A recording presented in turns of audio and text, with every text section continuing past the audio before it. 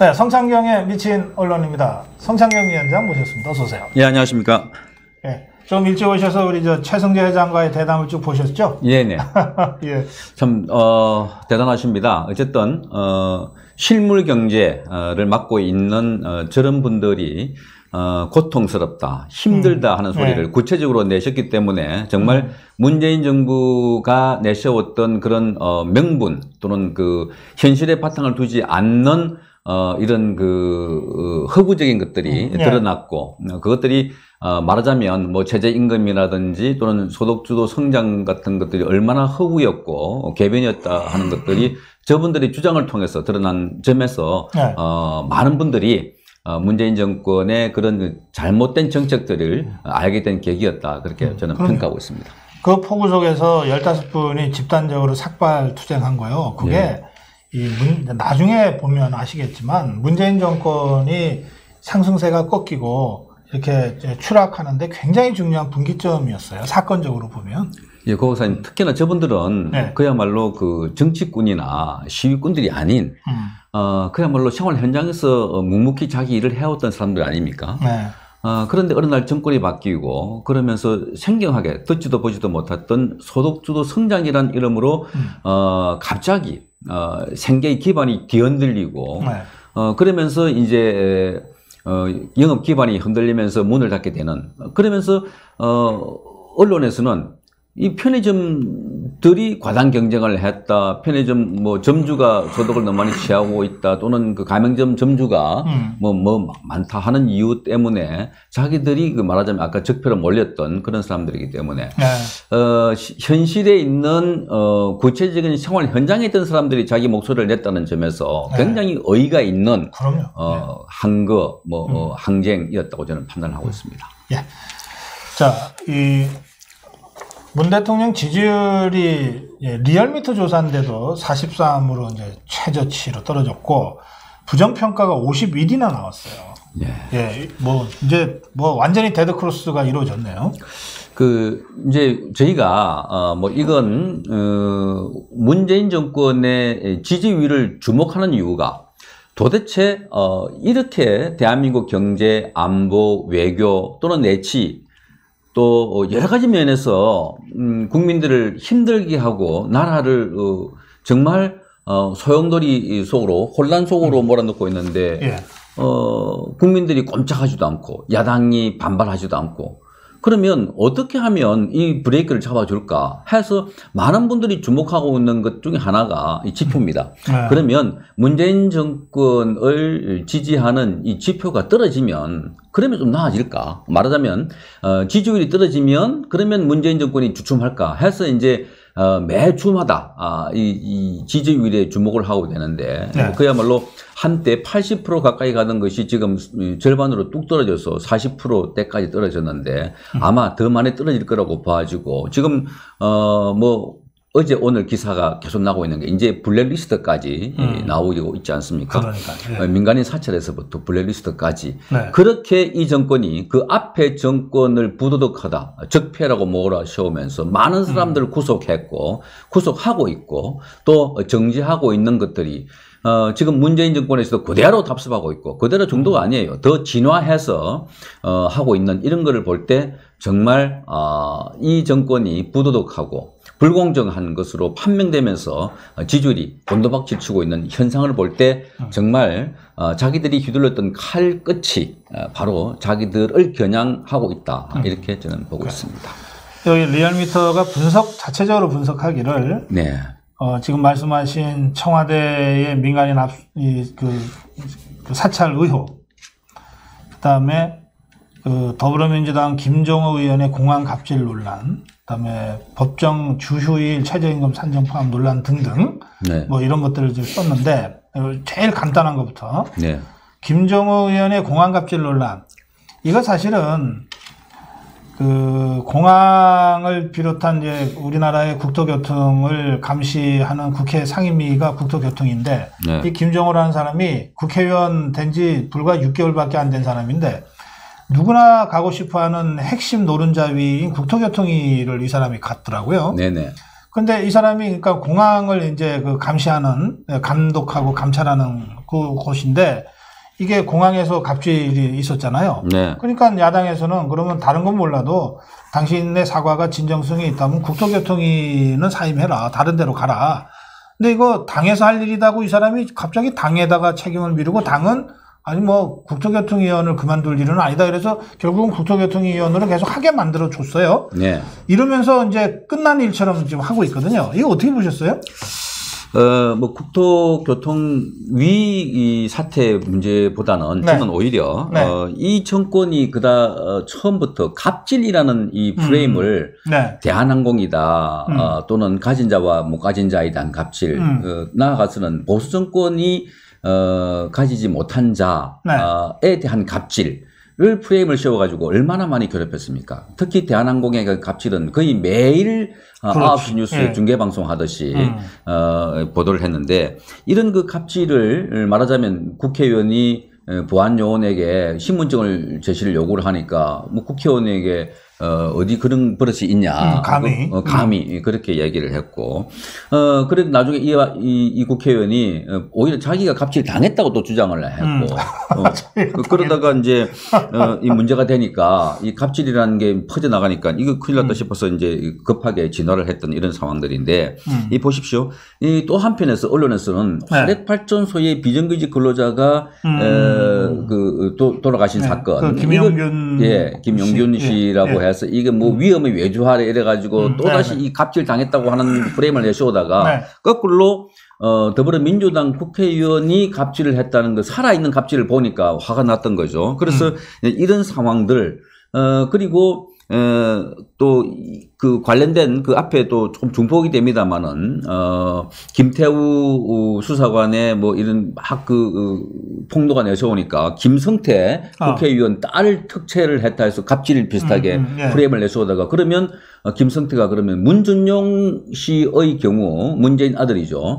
문준용 씨의 경우 특채 의혹 또 밝히자 했더니 그건 또 특검을 가져가니까 덮어버렸던 상황. 그 과정에 또 뭐가 나오냐 하니까 유시민 씨가 20대 젊은이들이 지금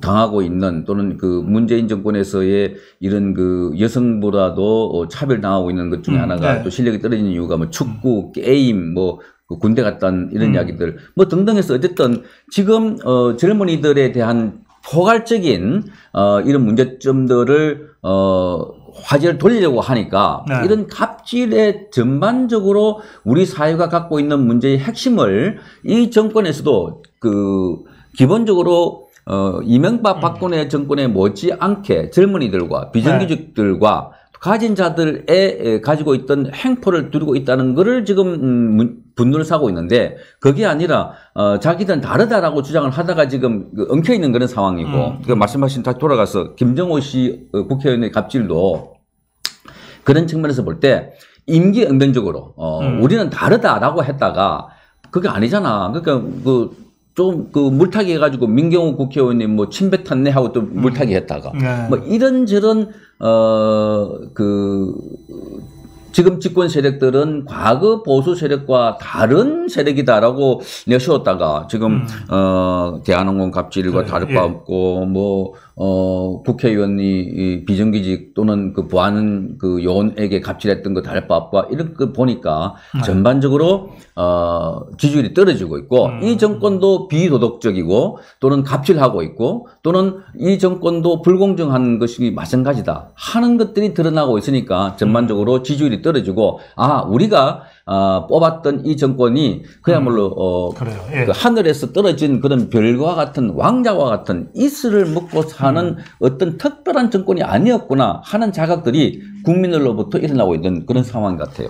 예, 근데 이제 저는 이제 지금 우리 성상용 위원장이 말씀하신 것 중에 한 가지만 조금 더 좀 추가로 말씀드리고 싶은 게 있어요. 뭐냐면 뭐 박근혜 정권이나 이명박 정권이 무슨 완벽한 정권은 아니었잖아요. 또 지금의 자유우파 또 뭐 한국당이 뭐 완벽한 사람들도 아니고 그래서 실수와 잘못이 계속 있는데 자유우파는 실수를 하면 그리고 지적을 당하면 생각을 하는 것 같아. 아, 이게 내가 잘못한 건가? 그리고 잘못한 것 같다라고 하는 여론이 있으면 어쨌든 좀 고개를 숙이고 사과를 해. 그죠? 네네. 근데 이 좌파들은 말이에요. 끝까지 자기들이 잘못도 안 했다고 우겨요. 우겨. 그러니까 김정은이라는 사람도 오히려 자기가 갑질당했다고 그러고 막 음모라 그러잖아요. 음모 그랬죠. 네? 예. 자기가 무슨 김해공항 관련해서 무슨 입장을 갖고 있는데 그게 그 마음에 안 들어가지고 김포공항 공항공사가 자기를 또 문재인 정권을 막 음해하고 조직적으로 막 공격하려고 지금 이걸 사건을 키우고 있다. 막 이런 식으로 덮어씌우잖아요. 네네. 그게 먹히면 이 사람이 사과 안 했겠죠. 근데 하도 그게 황당한 주장이라서 전혀 안 먹히니까 어쩔 수 없이 사과를 했는데 사과는 유체이탈 화법으로 사과를 했어요. 뭘 잘못했다고 사과했는지도 모르게 사과를 했어요. 근데 그거 하는데 5일 걸렸어. 그러니까 원래 네. 이 사과도 크리스마스 이후에 어제 26일 날 하려고 했는데 크리스마스 당일날 했죠, 이 양반이. 네. 그러니까 그 당에서 여론이 급격하게 안 좋아지니까 빨리 하라 그랬는데 네. 하여간 뭐 이분의 표현에 빌리면 입이 10개라도 할 말이 없다. 뭐 이렇게 하고 말씀하신 것처럼 네. 사과의 이 핵심 콘텐츠가 뭔지 모르는 그런 사과였고 어제 말고 오늘 말이 180도 달랐던 거예요. 그러니까 본인은 자신이 스스로가 갑질을 당했다라고 주장했다가 갑자기 그 다음날 본인이 어떤 요우든 간에 잘못했다라고 이제 본인이 사과를 했는데 이게 이제 이 문재인 정권에서 핵심이 이겁니다. 블랙리스트와 민간인 사찰 등 이른바 박근혜 이명박 보수 정권을 정죄하고 무너뜨리고 구속했던 이 세력들이 자신들이 한 건에 대해서는 일절의 사과 또는 반성김이 없이 과거 정권에 대해서는 그것이 모두가 적폐였고 그것이 모두가 죄악이었고 그것이 모두가 청산해야 할 과거였기 때문에 정죄를 했는데 자신들이 당하고 나면 이것은 뭐 갑자기 얼마부리고 뭐 관행이었다 또는 뭐 한두 사람의 보고받지 못한 말하자면 김태우로부터 보고받지 못한 조국 뭐 김태우의 일탈로 치부해버리는 그래서 꼬리 잘라버리는 거였고 그래서 이것들이 이 정권의 정말 후한무치한 좌파 정권의 한계가 아닌가 그런 생각이 듭니다. 블랙리스트 이야기 좀 더 해보는 게 어떨까요? 우선 저 시청자들 의견 좀 전해드릴게요. 네네. 그러니까 이제 보다 이런 뻔뻔한 정권을 처음 본다는 거고요. 뭘 사과했는데요? 유시민, 이철이 썰전에서 우기는 거 보면 가관이다. 일반 좌파들도 잘못 있으면 무조건 우긴다. 일단 우기고 보라는 게 이 사람들의 무슨 매뉴얼 같아. 그러다가 아니면 말고. 네? 그래서 이거는 정권도 그렇고 이 정권의 핵심 인사들도 그렇고 그리고 좀 이 좌파의 핵심 인사들도 그렇지만 얼치기 좌파들도 다 비슷해요. 그 행태가 네. 일단은 우기고 보는 거야. 마치 그 가벼운 접촉 사고 났을 때 먼저 막 소리 지르면서 맞습니다. 예. 튀어나오면 이기는 줄 알고. 네. 네? 하여튼 그렇게 이제 막 우기고 나오는 거를 그 잠재우는 그 유일한 방법은 여론 같아요. 여론. 국민들이 다 당신이 잘못한 거 아니야 라고 하니까 이제 5일이나 걸려서 어쨌든 사과를 하는 것 같아요.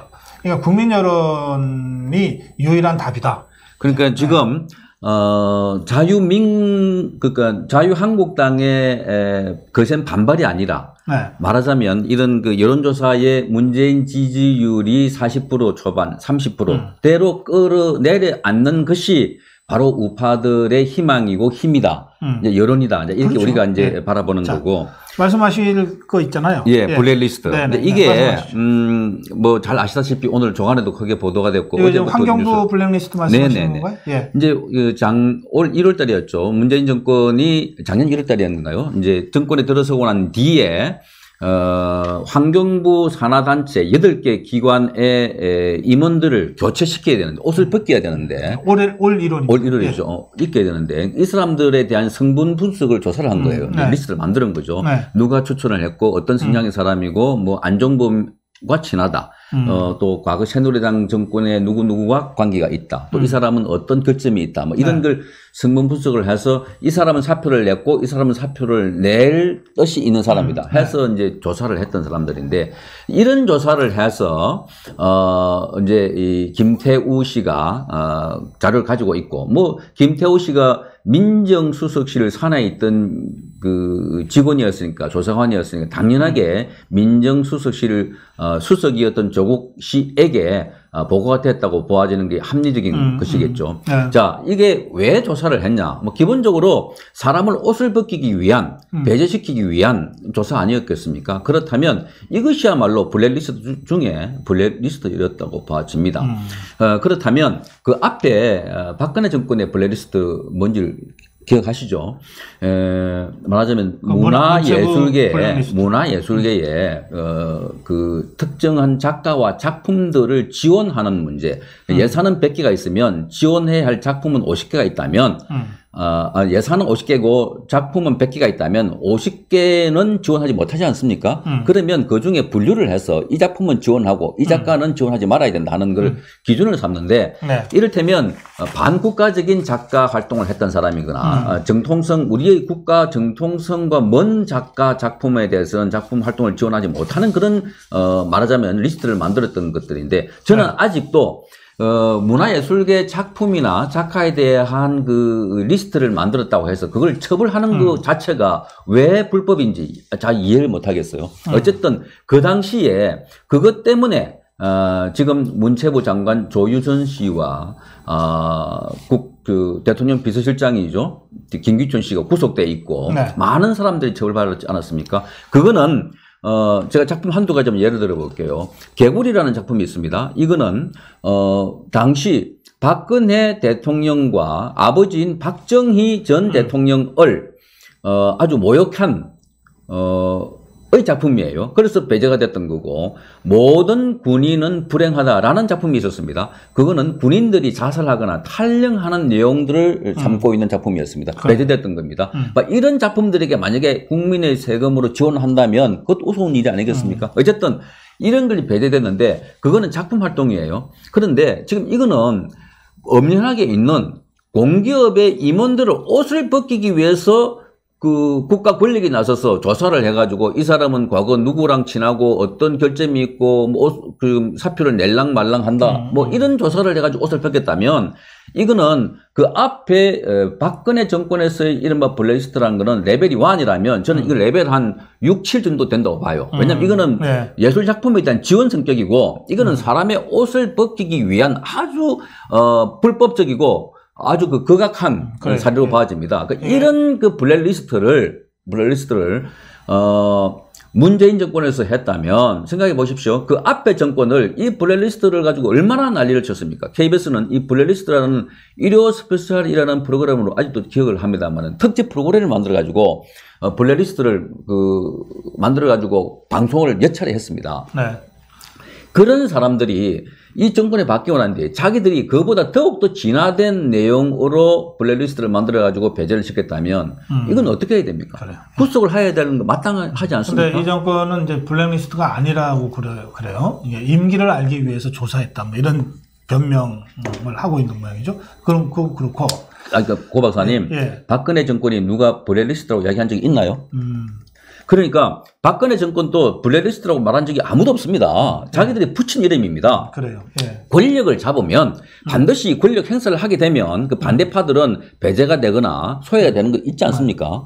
그런데 여기는 그 박근혜 정권에서는 예술 작품에 대한 지원 여부를 놓고 말하자면 차별이나 배제가 됐다면 이거는 엄연하게 임기가 보장된 직원들의 공기업 직원들의 옷을 벗기기 위한 작업입니다. 그리고 하나 더 나가갈게요. 어차피 지금 이야기 나왔으니까. 이 블랙리스트의 그 앞에 있었던 거는, 기억하시죠? 그 민주당에서 나온 방송장악 문건. KBS와 MBC 등 공영방송에. 정권 들었을 무렵인가? 그때. 5월 달에 정권에 들었었으면 7월, 8월, 9월경에. 그때 나왔죠. 그때 KBS와 MBC 사장과 이사들을 노조와 또 감사실 등을 이용해서 비리를 캐서 그래서 내부 직원들을 이용해서 압박을 해서 그 몰아낸다 해서 실제로 KBS와 MBC 이 언론노조 소속 근로자들이 KBS와 MBC 이사들이 일하는 학교, 교회, 가정 돌아다니면서 직접 피켓 시위를 하고 또 법인카드 조사를 해서 몰아냈어요. 문건대로 이루어진 거 아니에요? 문건대로요. 그러니까 이 정권에서의 블랙리스트라고 하는 것은 백주 대낮에 이루어지고 있고요. 네. 박근혜 정권에서의 블랙리스트라는 것은 말하자면 지원 여부에 대한 차별이고 여기는 사람을 쫓아내는 옷을 벗기는 것에 대한 블랙리스트를 네. 그것도 백주 대낮에 이루어진 것들입니다. 정말로 이 정권은 뻔뻔스럽고 정말 제가 지금도 생각해 보면 네. 치가 떨리는 것들입니다. 그래요. 예. 그 이제 우리 저 성창경 위원장 말씀하신 대로 이 지금 이번에 공개된 폭로된 문건은 계시네요. 예, 네. 문건에는 블랙리스트라는 단어는 없어요. 여기 이렇게 돼 있어요. 제목이 환경부 산하기관 임원들의 사퇴 등 관련 동향 이렇게 돼 있어서 예. 이 제목에는 블랙리스트라는 단어는 아예 없어요. 그러면 이게 블랙리스트가 아니다. 지금 아마 이 정권은 그렇게 주장하는 모양이에요. 그리고 청와대에서 그런 얘기가 나왔죠. 이거 조국 수석이나 이런 청와대 무슨 저 비서관한테 보고된 적이 없다. 그러면 제가 그 얘기를 듣자마자 생각했죠. 이게 그러면 환경부에서 만들어진 문건은 맞냐? 환경부에서 만들어진 문건이 맞다면 그러면 이 환경부에서 이 문건을 가지고 내용을 보면 뭐 이것은 새누리당 출신이라서 사표를 내라 그러는데 반발하고 있다 막 이런 내용들이 들어가 있는 거잖아요. 네. 환경부가 만든 문건이 맞다면 이것은 환경부 차원의 블랙리스트죠. 일단은. 네네. 이것이 청와대에 보고됐는지 안 됐는지도 가려야 되지만 보고가 안 됐다 해서 그럼 블랙리스트가 아니냐? 그건 아니잖아요. 지금 이 박근혜 정권의 블랙리스트는 그래서 김종덕 장관, 문체부 장관도 블랙리스트 작성으로 지금 실형 받고 있잖아요. 네. 그러니까 다 떠나서 청와대 말이나 뭐가 다 설명이 그대로 맞다. 제가 보기에는 믿을 수 없지만 하더라도 환경부에서 이 문건을 만든 것은 사실 아니냐 그러면. 그다음에 두 번째는 네네. 이것이 청와대의 지시에 의해서 만들어졌다면 그리고 지시가 있건 없건 환경부에서 만든 문건이 청와대로 보고가 됐다면 그러면 이제 청와대가 이 블랙리스트에 직접 관여한 거가 되는 거죠. 이 부분은 김태우 씨와 지금 청와대에 있는 사람들이 완전히 상반된 진술을 주장을 하고 있어요. 그러니까 이거는 이제 우리가 수사를 해봐야 되는 거죠. 예. 말씀하세요. 저는 이 오랜 동안 저도 기자 생활을 30년 이상을 하고 있습니다만은 네. 보나 안 보나 뻔한 답을 지금 나와 있는 겁니다. 네네. 이게 환경부에서는 뭐라고 답을 하고 있냐면 6급인 김태우 씨가 이 자료를 요청해서 만드는 거다라고 이야기하고 있고 네. 6급이 이런 자료를 내라고 했을 경우에 개인이 내라고 한다고 누가 자성을 하겠습니까? 당연하게 그 뒤에는 청와대가 있고 그 뒤에는 조국 수석이 있고 그 뒤에는 임종석 실장이 있고 그 뒤에는 문재인 대통령이 있기 때문에 만든 거고 과거의 경우를 보면 반드시 이것도 나중에 처벌을 받는 것으로 드러날 것이 굉장히 큽니다. 왜냐하면 김태우 씨 개인이 요청한 게 아니고 이거를 사태 동향으로 적었지 않습니까? 이걸 블랙리스트가 아니라 그러는데 제가 말씀드렸지 않습니까? 박근혜 정권 때 그 어느 명칭에도 블랙리스트가 없다니까요. 지원 동향, 네. 지원 명단이 돼 있어요.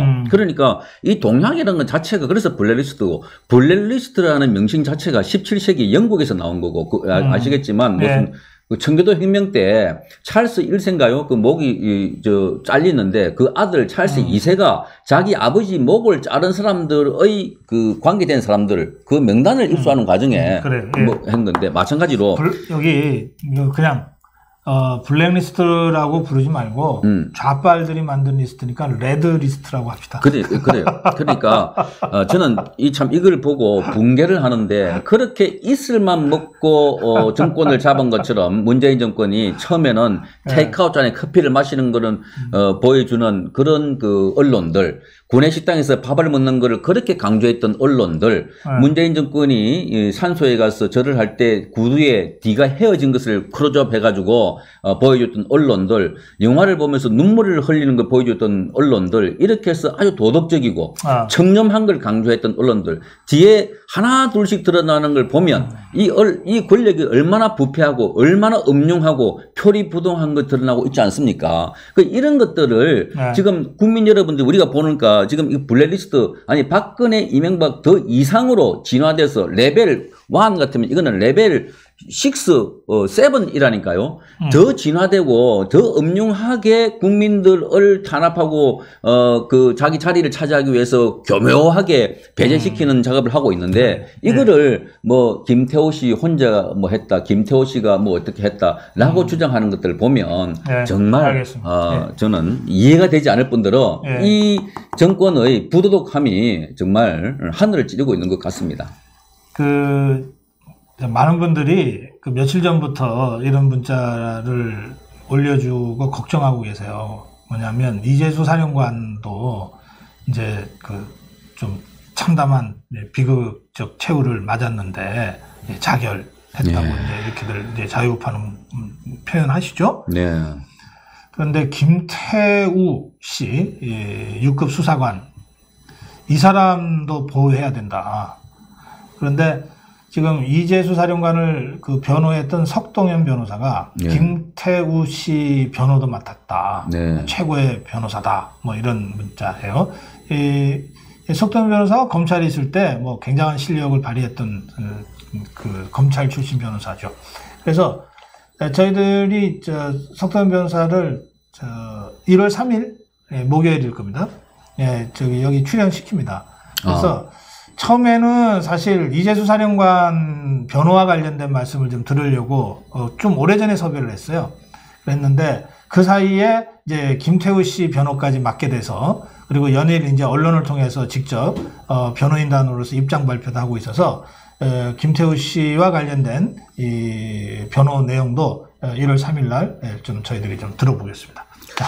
그 관련해서 지금 김태우 씨 관련해서 이 나오는 자료들이 굉장하게 진화되고 막강한 그 캐릭터 같아. 김태우 씨가 아주 강한 인물 같다는 느낌이 들지 않습니까? 그래요. 초기에 본인이 말하자면 뭐 비리로 몰려가지고 골프를 쳤다, 뭐 향응을 받았다라고 몰리면서 하나둘씩 풀어낸 것이 뭐 도로공사에 뭐 이권 커피 줬다, 러시아 대사 돈 1,000만을 받았다, 설 등을 내오다가 서서히 지금은 블랙리스트까지 그죠? 그 앞에는 사찰까지 나오다가 하나 둘씩 진화된 자료를 내는 거 보면 이건 김태호 씨가 혼자서 이렇게 이 자료들을 내는 과정에서 저렇게 치밀하게 할 수 있을까 싶을 정도로 저는 김태호 씨가 굉장히 뭔가 잘 언론 플레이와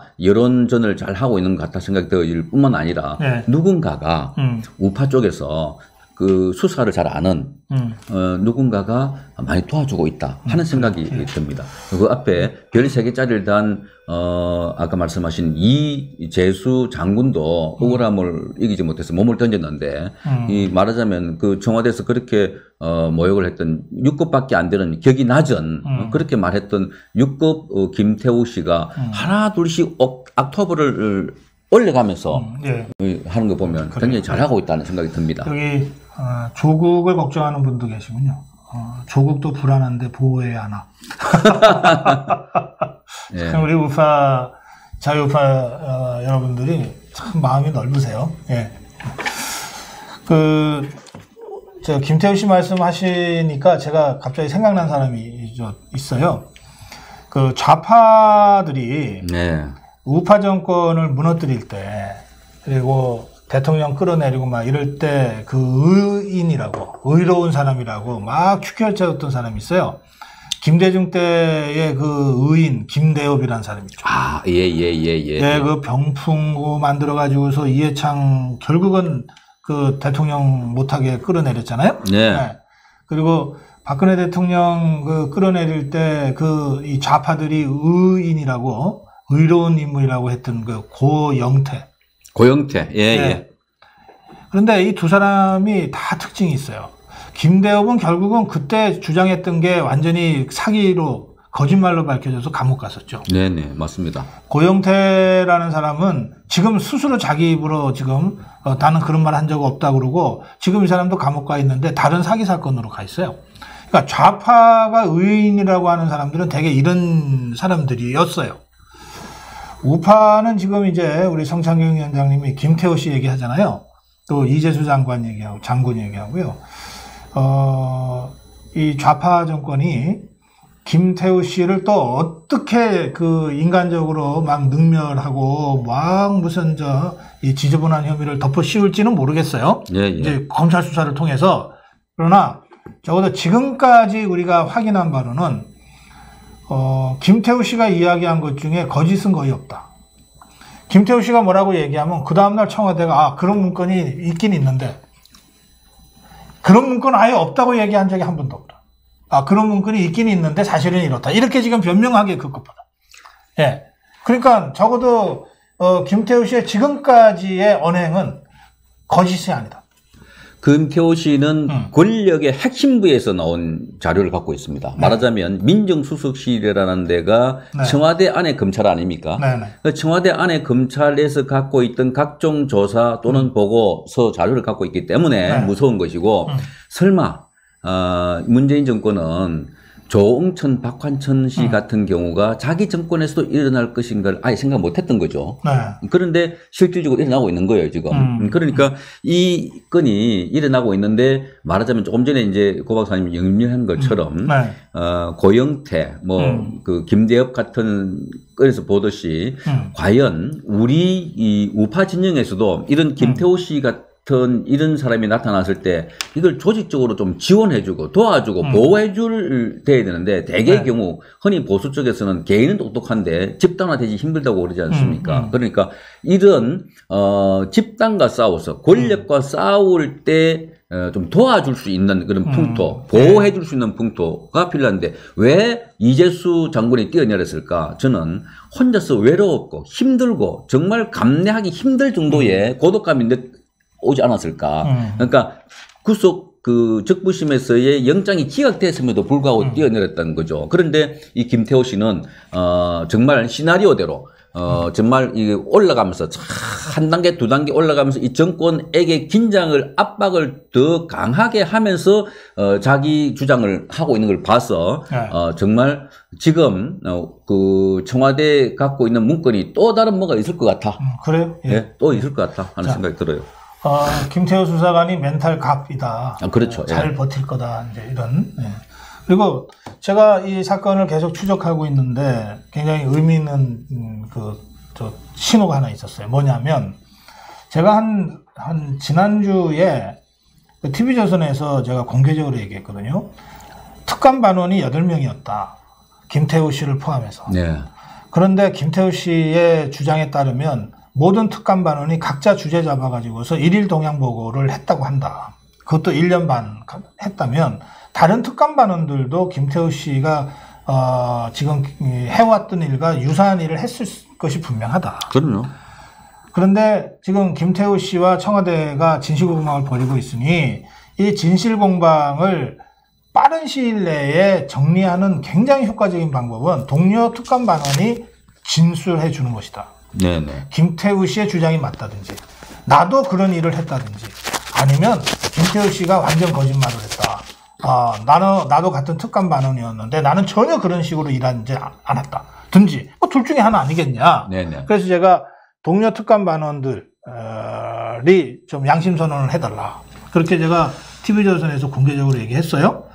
어제 그 기사 중에 보면 그 특감 반원 중에 경찰 출신 누군가가 이런 식의 블랙리스트 작업에 대해서 조금 좀 반대 의견을 개진했다가 무시당한 듯한 정황 이런 것들이 언뜻 보도된 거가 제가 기억이 나거든요. 네. 그러니까 이제 다른 7명의 특감 반원들한테도 우리 언론이 좀 마이크 갖고 갈 때가 됐다, 이제는.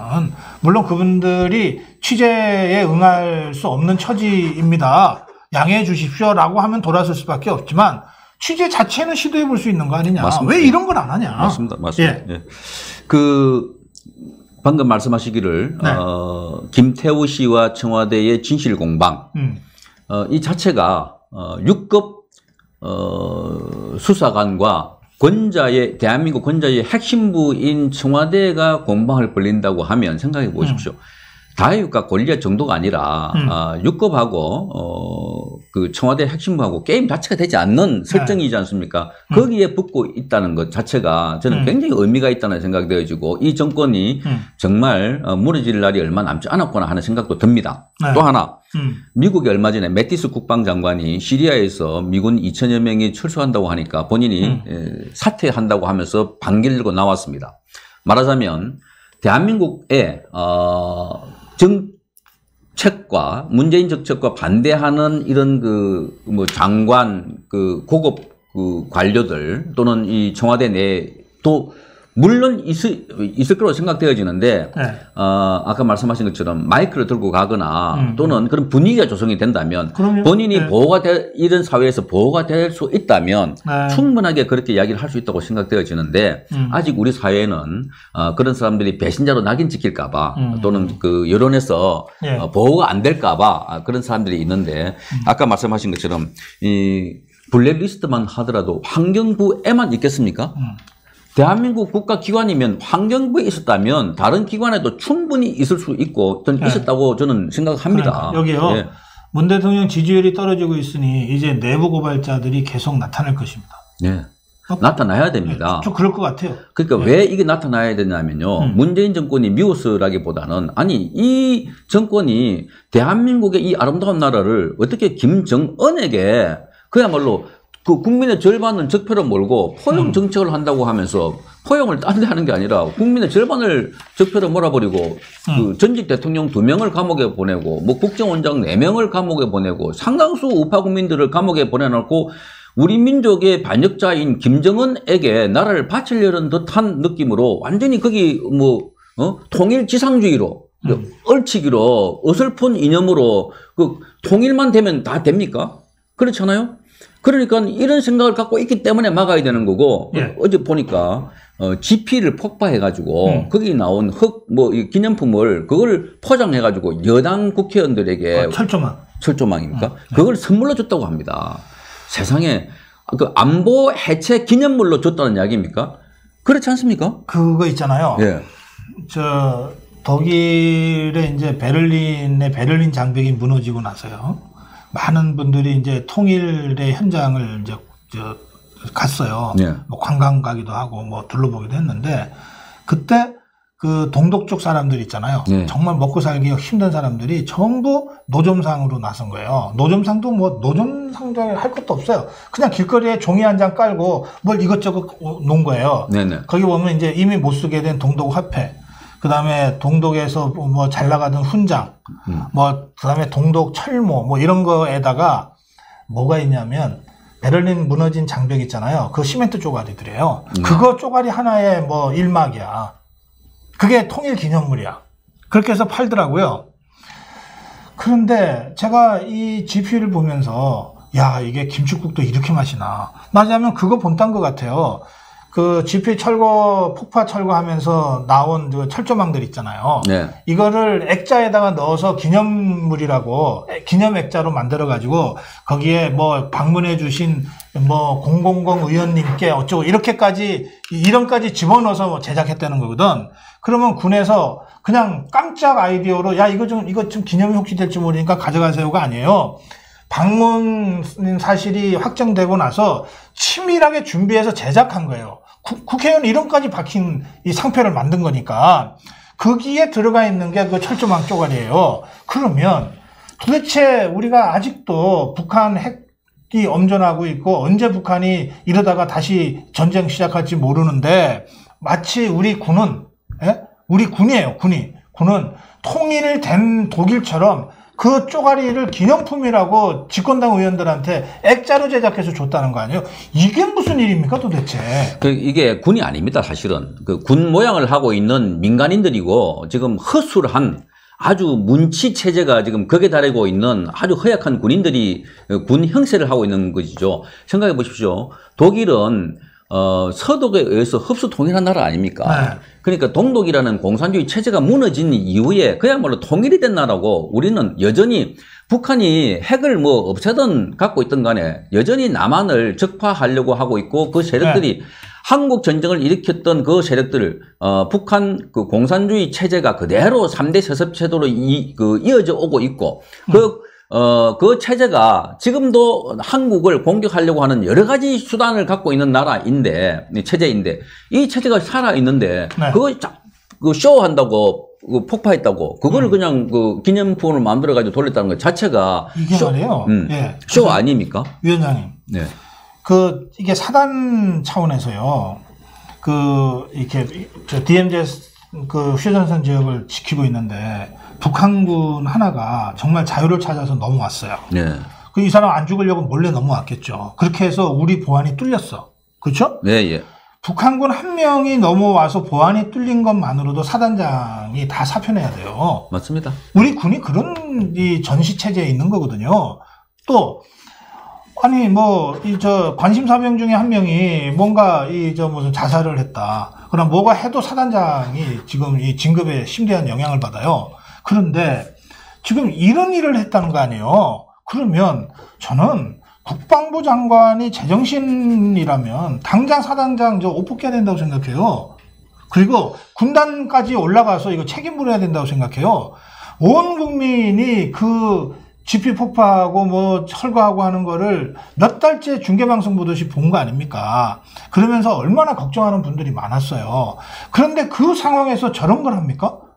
이게 어떻게 저런 사람한테 사단을 맡기고 군단을 맡깁니까? 당장 옷 벗겨야지. 그러니까 문제는 국방장관이 아닌 것 같고 문재인 대통령입니다. 핵심은 네. 문재인 대통령입니다. 네. 그러니까 저는 국방장관을 잘한다 하고 있고 그렇지 않은 국방장관 또는 그렇지 않은 군 장성들을 내치고 있는 문재인 정권이기 때문에 대한민국 지금 안보, 대한민국 정치가 여기까지 왔기 때문에 그래서 지금 이 정권이 위험하다고 하고 있는 거고요. 사실은 아까 소상공인 연합회장도 오셨고 경제가 망하고 있고 여러 가지 보고 있지만 우리가 사실 우려하고 있는 것은 경제가 좀 망하더라도 빨리 막았으면 좋겠다 하는 많은 국민들이 그런 생각을 갖고 있어요. 왜?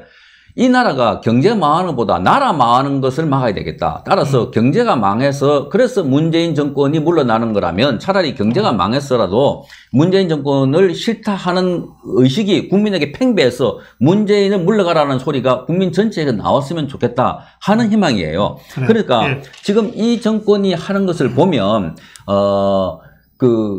경제가 안 좋다. 그 다음에 지지율이 떨어진다 하는 것들 이상으로 북한 김정은이가 지금도 우리가 의혹을 갖고 있는 것은 30일에 시사 저널에서 온다 하고 오버를 냈다는데 그게 여전히 많은 국민들이 아니다. 올 수도 있다. 깜짝 하고 올 수도 있다. 왜? 지난번에도 문재인 대통령이 국민 모두에게 알리지 않고 판문점에 가서 김정은을 만나고 오고 난 뒤에 그 다음날 언론 보도를 통해서 알렸다. 따라서 김정은이가 몰래 12월 30일 날 한국에 와서 그럼 가고 난 뒤에 발표할지도 모른다 라는 생각을 갖고 있는 거예요. 그러니까 이 정권은 정상적인 정권이 아니다라고 보고 있는 겁니다. 따라서 정상적인 정권이 아니기 때문에 네. 어떤 형태든 간에 앞으로 통일을 위해서라면 국민을 속이거나 통일을 위해서라면 군 무장을 해제해서라거나 통일을 위해서라면 남한의 군사력을 없애서라도 우리를 북한 쪽에 갖다 바쳐서라도 갈 우려가 있다고 판단되기 때문에 우리는 걱정하고 있고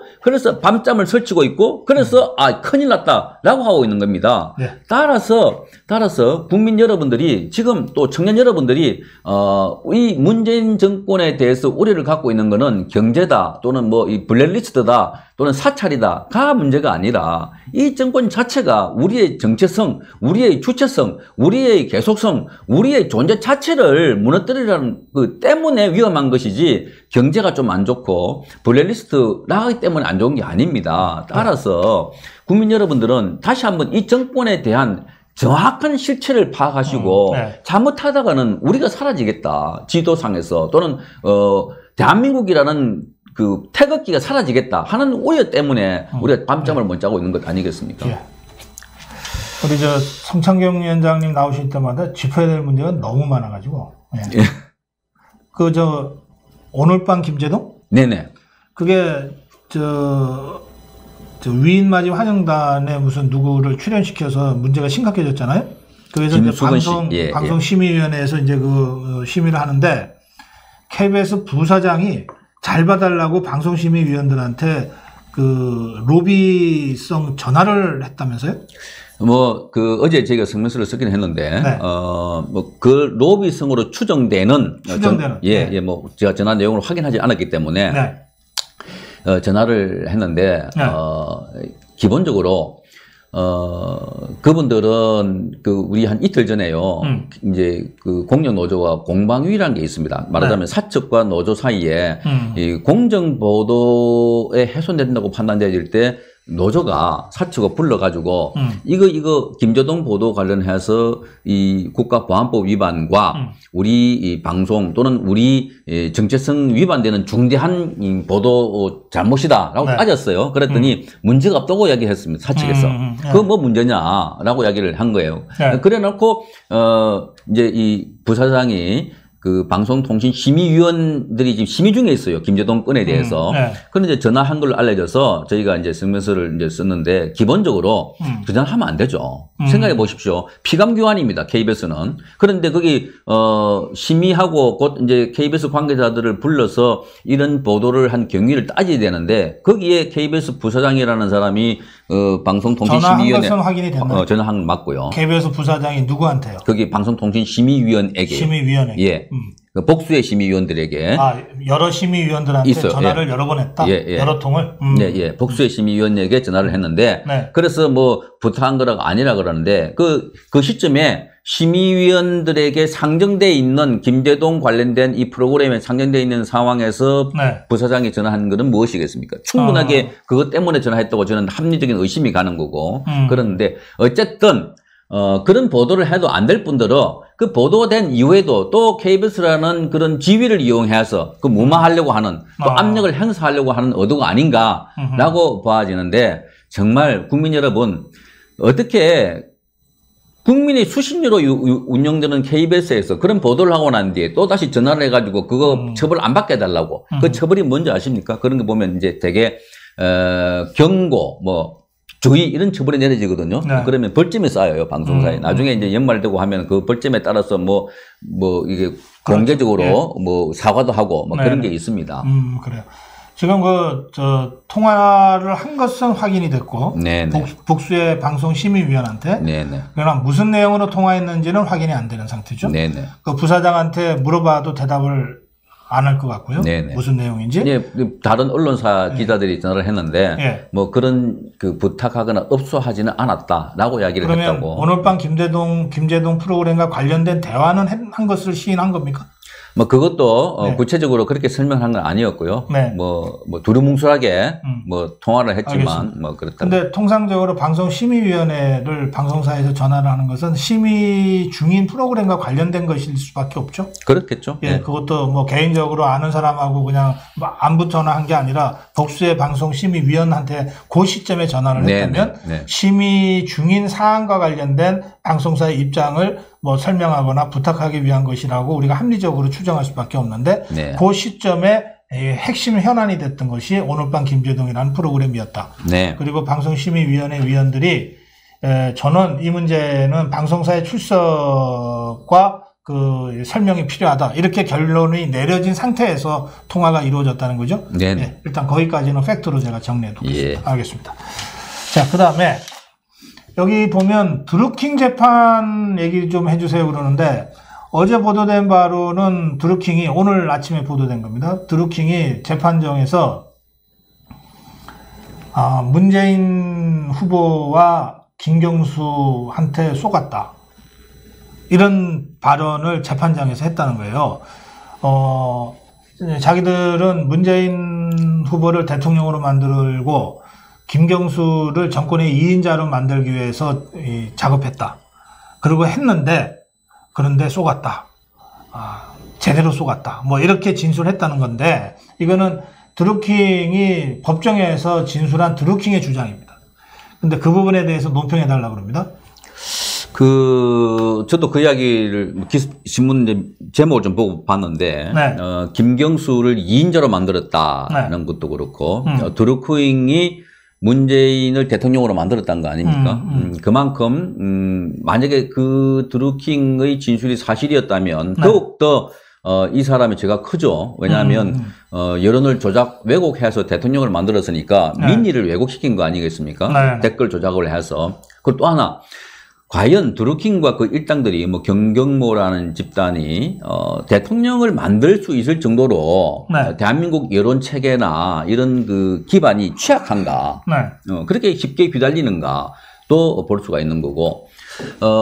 경경모라는 그 집단과 그리고 거기 드루킹 그 킹크랩이라는 그 댓글 시스템이 그렇게 쉽게 대통령을 만들 수 있는 시스템인가라도 의문이 드는데 어쨌든 그 체제 하에서 그 사람들은 그렇게 만들 수 있다고 확신을 가질 수 있는 거라면 이게 굉장하게 지금 문제가 될 수 있었겠다 생각이 되어지는데 저는 이 그 질문에서 이걸 추론을 해봐요.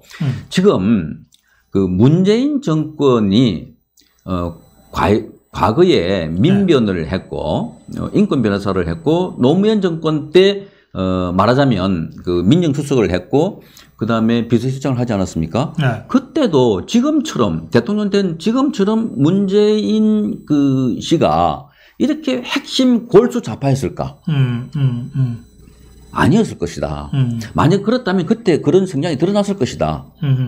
그러면 지금 많은 사람들이 깜짝 놀래고 있는 것이 문재인 정권이 추진하고 있는 이러한 좌파 성향이 모든 국민들이 이 상상을 뛰어넘는 뭐 좌파라 하더라도 우리가 그 김대중 노무현 시절의 좌파를 경험했기 때문에 뭐 그 정도로 우리가 충분히 견제가 가능한 대한민국 정체성을 지킬 수 있는 정도라 생각했는데 지금은 나라가 위험하다 할 정도의 굉장하게 진화된 좌파다 막강하다 할 정도면 이건 어디서 온 것일까?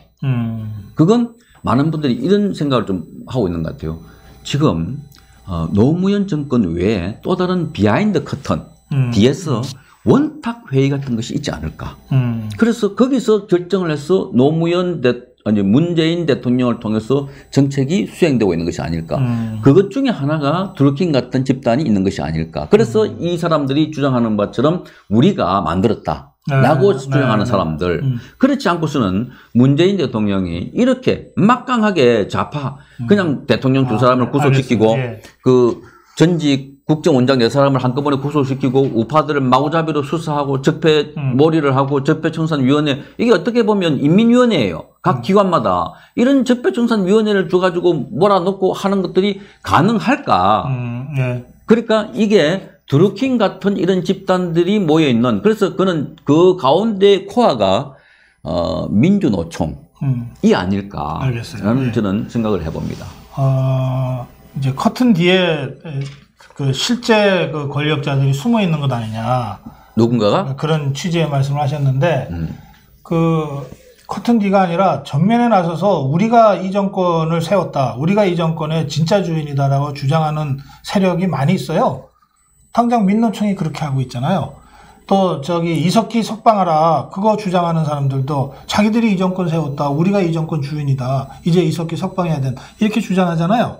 예, 그러니까 커튼 뒤에 뭐가 있는지 모르겠는데 이 사람들 굳이 커튼 뒤에 숨을 필요도 못 느끼는 사람들이에요. 예, 그렇고 이제 문재인 대통령 관련해서는 저도 노무현 정부 때 들은 얘기가 이런 얘기가 있습니다. 이 사람이 민정수석하고 비서실장을 했지만 뭐 보좌관회의를 하거나 이런 거 할 때 그 노무현 대통령이 이제 토론을 좋아해가지고 뭐 이렇게 토론을 하면 문재인 대통령이 민정수석 때건 비서실장 때건 두 가지 주제 말고는 거의 침묵을 지켰다는 거예요. 네. 뭐 그게 다른 사람 얘기를 경청하기 위한 침묵인지 아니면 그냥 뭐 입 닫고 있었는 건지까지는 잘 모르겠어요. 네. 두 가지가 뭐냐? 하나는 북한 문제, 대북 정책. 또 하나는 그 검찰 개혁. 예. 이 두 가지 주제가 나오면은 발언을 아주 적극적으로 했답니다. 예? 네. 그리고 책도 썼잖아요. 검찰 개혁과 관련해서는. 그리고 이제 북한 문제에 대해서도 상당히 적극적인 개진을 하니까 그 유엔 인권 결의안 그거 기권할까 말까를 하다가 결론이 안 나니까 노무현 대통령이 자기는 유엔 총회 뉴욕으로 가면서 다시 한번 의논해서 결론 내려봐라고 하면서 문재인 비서실장한테 회의를 주재하라고 했다는 거예요. 그러니까 그게 다 이유가 있는 거죠. 왜 문재인 대통령이냐, 안보실장이 아니고. 근데 문재인 대통령이 남북 문제와 관련해서는 발언들을 그동안 적극적으로 했으니까. 네. 이제 그 두 가지를 빼놓고는 이 사람이 별로 얘기한 적이 없어서 진짜 무슨 생각을 하는지 잘 모르겠다. 그렇게 얘기를 하더라고요. 그래서 이제 그런 관점에서 보면 지금 이 정부 들어서 이를테면 경제는 장하성, 김수현 정책실장이 다 하는 것 같고, 그다음에 남북관계는 실질적으로는 뭐 임종석 실장이 다 하는 것 같고, 추진위원회 위원장 맡아가지고, 그다음에 뭐 개헌 문제까지도 심지어 민정수석이 다 하는 것 같고, 막 이러잖아요. 이제 그런 이 문재인 정부의 이 통치 방식이 어느 정도 이해는 된다. 뭐 이제 그렇게 말씀하시는 분들이 있어요. 자. 제가 우리 성창경 위원장님의 그 추론에 뭐 제가 좀 이제 보완, 한 말씀을 제가 잠깐 드렸습니다. 오늘 뭐 시간이 다 돼서 여기서 마무리해야 되겠는데요. 예. 오늘 밤 고성국 프로그램을 만들자, 뭐 이런. 잠깐 아니, 다 좋은데요. 그런 사람 패러디해서 프로그램 하고 싶지는 않습니다. 그리고, 그 유시민 씨도 뭐 유튜브 네. 한다고 그러고 홍준표 씨는 지금 하고 있죠. 예. 하고 있고. 그러니까 뭐 유튜브가 대세는 맞는 것 같아요. 네. 맞는 것 같고 지상파의 영향력이 갈수록 줄어들고 하니까 글쎄 유시민 씨가 아무리 이 유튜브를 한다고 하더라도 유시민 씨가 만약에 문재인 정권을 이른바 까거나 비판을 할 수 있으면 그게 뭐 영향력이 있을지 모르겠거니와 만약에 호위무사처럼 감사가 네. 온다면 지금처럼 젊은 20대들이 화가 나 있는 20대 젊은이들, 지금 문재인 정권에게 20대 젊은이들이 빠져나간 것을 게임 좋아하고 축구 좋아하고 그런 식으로 비아냥거리는 또 실드를 쳐주는, 합리화시켜주는 그런 식으로 논평을 한다면 글쎄 큰 효과를 거두지 못할 것이 아닌가 생각이 들어요. 별로 제가 논평할 필요를 못 느껴서 그냥 넘어갈게요. 마무리하면서 아까 배현진 씨도 좀 초대해 주세요. 그런 문자가 있어가지고요. 네네. 그냥 사실관계만 말씀드리면 저희가 3번을 출연 섭외를 했고요. 그리고 출연하겠다고 하는 약속을 3번 받았습니다. 그 송파을에 출마할 때부터요. 예, 그런데 3번 다 약속이 지켜지지 않았습니다. 그 후로는 저희가 아예 출연 요청을 안 하고 있는데요. 예, 보통 방송사에 출연 약속 3번 하고 약속 3번 다 지키지 않는 경우는요, 정상적이지 않거든요. 예, 그래서 저희가 더 이상 그 출연 요청 자체를 안 하고 있는데요. 그래도 시청자 여러분께서 그 배현진 좀 불러서 얘기 좀 듣고 싶다고 하시면, 예, 그래도 듣고 싶다고 하시면 저희가 다시 섭외 요청을 하겠습니다. 시청자가 왕인데 저희들이 여러분들이 시키면은 그거 못 하겠습니까? 근데 시키라고 하는 분들이 계신가요? 하지 마세요. 하지 마세요. 예, 하지 마세요. 의견이 많으시니까 그럼 저희들이 안 하겠습니다. 내일이라도 생각이 바뀌시면 배현진 한번 불러봐라. 저희들한테 명령하시면 저희들이 한 번 더 섭외해 보겠습니다. 자, 오늘 여기서 마무리해야 되겠네요. 예. 네, 성창경 위원장과 함께한 성창경의 미친 언론. 아주 부산에서 반가웠는데. 예. 그날 방송이 한 6차례 끊어졌었죠. 예, 아주 반가웠는데 또 이렇게 미친 언론에서 또 다시 시작했습니다. 예, 오늘 여기서 마무리하고요. 저는 내일 아침 9시 반 생방송으로 다시 찾아뵙겠습니다. 여러분 고맙습니다.